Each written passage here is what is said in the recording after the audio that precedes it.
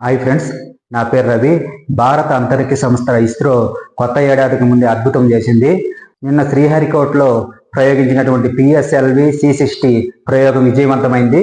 PSLV C60లో target chaser 2 ఉపగ్రహాలని ఒకేసారి కక్షలో తిరిగే విధంగా ప్రయోగించడం జరిగింది. ఇప్పటి వరకు 2 ఉపగ్రహాలని ఒకేసారి కక్షలో తిరిగే విధంగా ప్రయోగించిన వాటిలో రష్యా, చైనా, అమెరికా మాత్రమే ముందంజలో ఉన్నాయి. ఇప్పుడు ఆ 3 దేశాల సరసన భారత్ చేరింది. భూమి నుండి సుమారు 470 కిలోమీటర్ల ఎత్తులో వృత్తాకార మార్గంలో తిరుగుతూ 2 ఉపగ్రహాలు ఒకదానితో ఒకటి డాకింగ్ చేయడానికి ఈ ప్రయోగాన్ని చేయడం జరిగింది.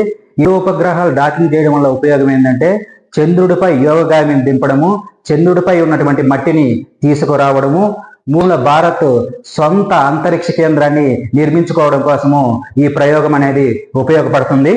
ఫ్రెండ్స్, ఈ రీల్ మీకు నచ్చినట్లయితే లైక్ చేయండి.